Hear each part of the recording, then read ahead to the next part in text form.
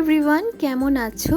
রান্নার রকমারি চ্যানেলে আর একটি পর্ব দেখার জন্য সবাইকে ওয়েলকাম জানাই। আমি তোমাদের সাথে শেয়ার করব ফুলকপির দারুণ একটি রেসিপি, ফুলকপি রোস্ট বা ফুলকপির কোরমাও বলতে পারো, যেটা খেতে কিন্তু ভাতের সাথে রুটির সাথে দুর্দান্ত লাগে। তো চলো শুরু থেকে শেষ পর্যন্ত দেখার অনুরোধ রইল। আমি কড়াইতে নিয়েছি পরিমাণ মতো সাদা তেল, আর প্রথমেই আমি ফুলকপিগুলোকে একটু লাল লাল করে ভেজে নেব। ফুলকপি ধুয়ে পরিষ্কার করে একটু জলের মধ্যে রেখে দিয়েছিলাম, যাতে কোনো পোকা থাকলে উপরে ভেসে ওঠে। সেটা আর আমি দেখালাম না, আমি সোজা চলে আসলাম ভাজাতেই। তো এখানে ফুলকপিগুলোকে লাল লাল করে একটু ভেজে নেব। ফুলকপি লাল লাল করে ভাজা হয়ে গেছে, এবার এগুলোকে আমি নামিয়ে নিচ্ছি। কড়াইতে পরিমাণ মতো তেল নিয়ে দিয়ে দিলাম আলুগুলোকে। আলু আর ফুলকপি একসাথে আমি পরপর করে ভেজে নেব।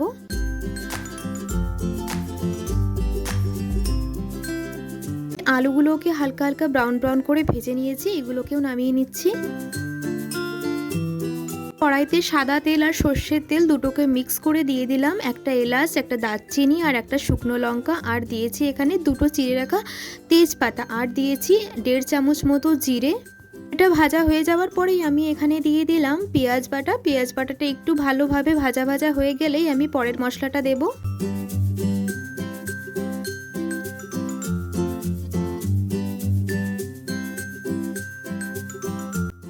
একটু কষানো হয়েছে, তারপরে দিয়ে দিলাম রসুন, আদা আর কাঁচা লঙ্কা বাটা।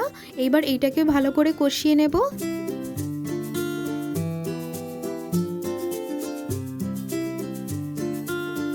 একটু কষে যাওয়ার পরে আমি দিয়ে দিলাম এখানে পরিমাণ মতো নুন আর রেড চিলি পাউডার। এইটা দিয়ে ভালো করে আবারও কিছুক্ষণের জন্য মশলাটাকে ভালো করে কষিয়ে নিতে হবে।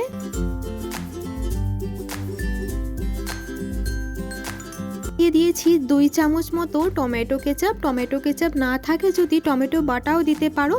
টমেটো কেচাপ দেওয়ার পরে আবারও ভালো করে মশলাটাকে কষিয়ে নেব। এখনও কিন্তু মশলাটা কষানো হয়নি, তেল ছাড়িনি। গ্যাসের ফ্লেমটা মিডিয়াম করেই কিন্তু আমি মশলাটা ভেজে নিচ্ছি। এবার আমি দিয়ে দেবো এতে ফাটিয়ে রাখা দুধের সরকে ভালো করে ফাটিয়ে রেখেছিলাম। দুধের সর যদি না থাকে ফ্রেশ ক্রিমে ইউজ করতে পারো। প্রত্যেকদিনের রেসিপি যদি তোমাদের ভালো লেগে থাকে প্লিজ একটি লাইক করে দেবে। এবার এদিকে ফ্রেশ ক্রিম দেওয়ার পরে আমি এখানে দিয়ে দিলাম কাজু বাটা। দেওয়ার পরে 1 মিনিট মতো একটু নাড়াচাড়া করে নিয়েছি। মশলাটা ভালোভাবে কষানো হয়ে গেছে, তেল ছেড়ে দিয়েছে। এবার ভেজে রাখা ফুলকপিগুলোকে দিয়ে তার সাথে ভালোভাবে একটু কষিয়ে নেব।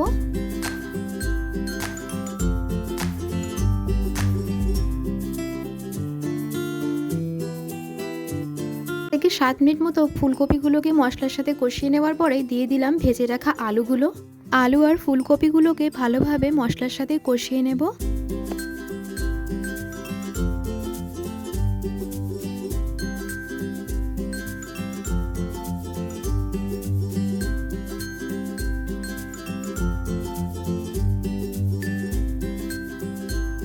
ফুলকপি আর আলু মিনিমাম 10 থেকে 15 মিনিট মতো ভালো করে কষিয়ে নেওয়ার পরে এবার আমি এতে দিয়ে দেব পরিমাণ মতো জল।